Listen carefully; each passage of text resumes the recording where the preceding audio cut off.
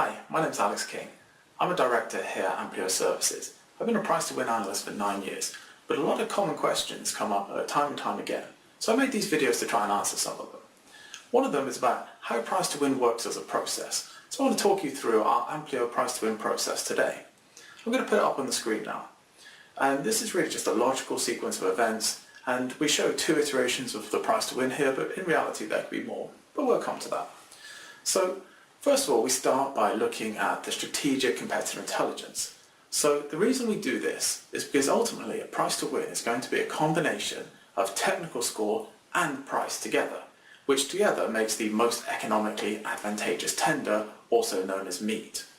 So we look at the competitive intelligence because when it comes to scoring the technical side of it, that is normally done on an absolute basis as opposed to price, which is normally done on a relative basis. So what that means from a customer's point of view is that normally they have a set of technical criteria and they're going to give them some kind of scoring between, say, 1 and 10. Now, when you go for something that's a 10 or a 9 or an 8, these are absolute standards. They say if your technical solution does X, Y, Z, it gets an 8 or it gets a 9 or it gets a 10. But usually those top scores are reserved for people that have demonstrated past experience of doing this.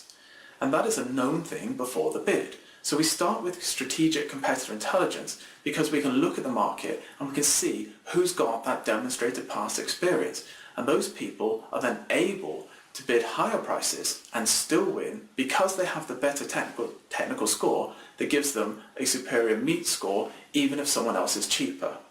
So let's work on an example here. Let's say, for example, this is a bid about commercial aeroplanes.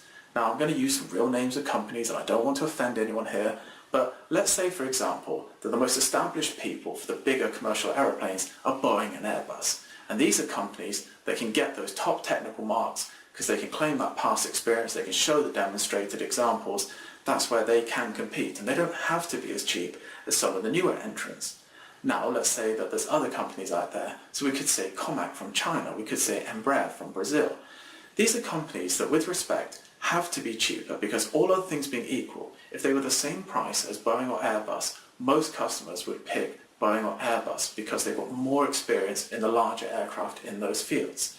So to get the same sort of meet score overall, to compensate for their lack of technical score, they have to be cheaper. And this is a really important first assessment that we do. But then we look at the customer themselves. We're now moving into the purple box here. What does this customer really want? Okay, because this is important. Not every customer wants the best technical solution. Or some customers actually are just so constrained with their budgets, they're trying to get as many aircraft as they can for the money that they've got.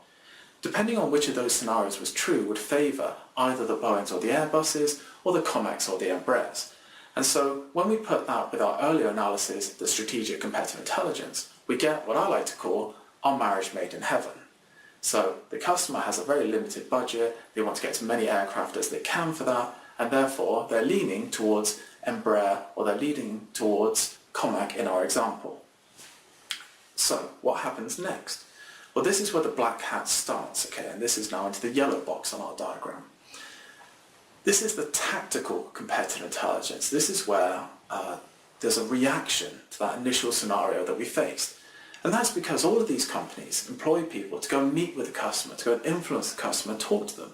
And those people are generally pretty good at picking up signals. They know whether the customer's hot or cold towards them, and then there's a reaction. What are they going to do about it?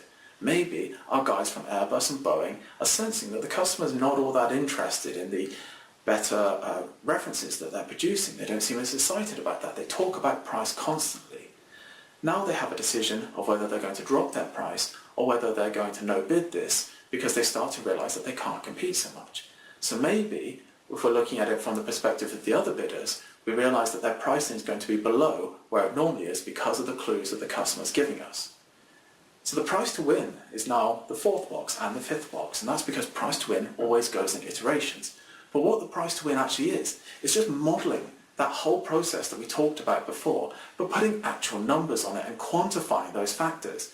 Not just saying the customer has a preference for this or that, but saying what is that preference worth and how much does it affect our probability of winning. And that's what a true price to win is. And that's how a price to win beats the guesswork assumption of doing that in your head, because we can quantify these things, and once we've quantified it, we can measure it, and over time we'll see if our process is working. Now, price to win always goes in iterations, and there's a good reason for this. There's no good me coming to you and telling you at the end of a bid, oh, your price to win has to be 100 million. What use is that to you if you have to submit the bid tomorrow? A bid takes 2 weeks, let's say, to get through approvals. You can't change the price on the day before a bid. It might be the perfect number, but it's useless to you. Likewise, I might have said 6 months ago, the price to win is 90. Okay, that's a bit more out than the 100 I came out without a better analysis. I maybe didn't consider some things. Some things were missing from the earlier number. But it gives you more to work with. You've got 6 months, you can do something with that number. So it's inherently more valuable to you. And it also gets the team focused on how we're going to get to this price to win number. So in a sense, we're always trading off doing things early and to a lesser quality to doing things late and perfect, in a sense where you can't use them. So this is why iterations are important. We deliver a first iteration as early as possible, at a minimum, I would say 3 months before the customer releases their requirements, either in some kind of RFP document or an ITT and ITN, there's various names for it. But before the formal bidding starts, we should have a price to win 6 months before that. But we do accept that that's a first iteration and there's going to be some caveats and uncertain assumptions. But in reality, when the RFP comes out, we should be able to predict about at least 80% of that. Then we do another iteration, either before the RFP or just after we've got it, and probably another one in bidding as well. So there are 2 sets of iterations shown on this diagram. There could be more, it's not uncommon, it really depends on the complexity of the bid.